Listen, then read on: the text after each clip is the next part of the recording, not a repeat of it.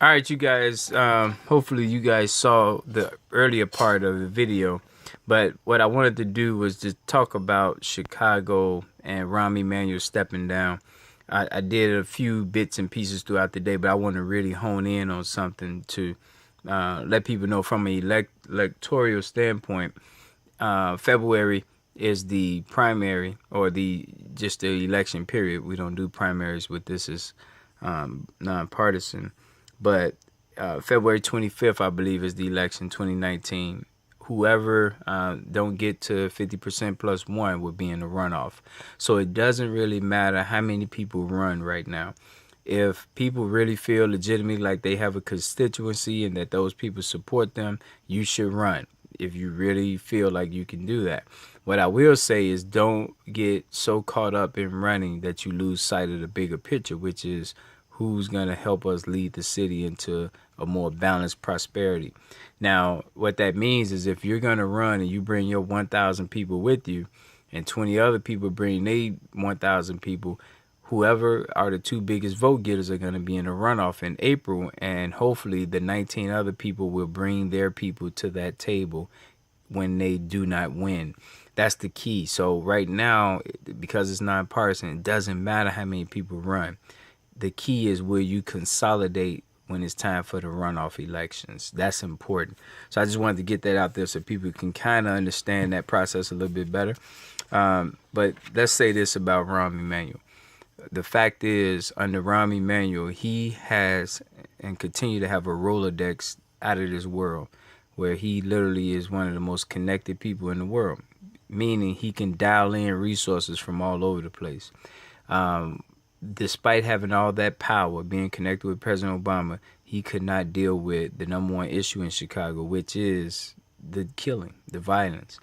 So whoever is running for mayor will have to deal with that, which is that nagging issue that no one has been able to properly address. And part of the reason that they haven't been able to properly address it is because it's a reflection of our community. When Rahm Emanuel beat around the bush and said moral values, how do you deal with that? He was saying something. He was touching the third rail, which is to critique the black community. Bill Cosby tried it, and when he tried it, he got in trouble. Whoever attempts to address the issue in our community, they're going to meet some resistance. Well, guess what? I'm gonna tell you, and the flat out issue is it's us. We have to look in the mirror. External has a role to play, but a lot of what we're dealing with is in the mirror, and there's some things we're gonna have to fix. Rahm Emanuel is not, will not, nor could he force us to spend money with each other. We're in total control of that. That's something that we have to be able to do because we see value in it. So pointing to the fifth floor is not going to solve the division in our community. There's some people who are bitter. There's some people who are angry and hurt. And there's some people who literally are, they so devastated internally that it doesn't matter who's in the fifth floor. They are damaged goods. And the way we win them over is through love, through exposure, travel. And so some people are going to have to leave. They just won't be able to be effective back in Chicago.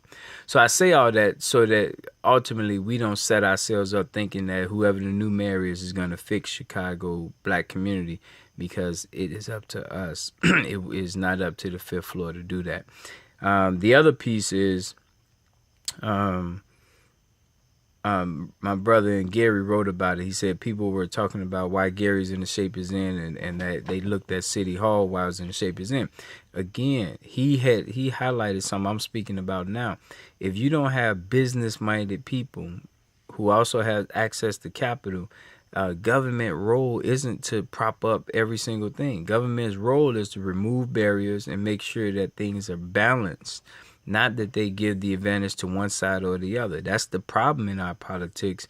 They take all of our money and give it to the insiders and the connected, and therefore making your money work harder against you than for you. So we need to have a government that works for us, meaning less limited government, not a bunch of people getting paid, then getting pensions after they work 20 years, probably treating you poorly in the process. So we need to have more business-minded people who create jobs. That's going to be key. We need to have people who know what their purpose is, and they're out there fulfilling their purpose, and we're helping to capitalize that so that they can be all that they dreamed and aspired to be. We, of course, got to have an education process that helps people to know more than just the actual intellectual part, but they have the soft skills that go along with it as well. All right, I'm at the 5-minute mark. It'll be hard to upload this video, so let me stop there. But just know, doesn't matter who's on the 5th floor, if black people don't start pooling together, loving each other, and circulating money amongst each other. Thanks for listening.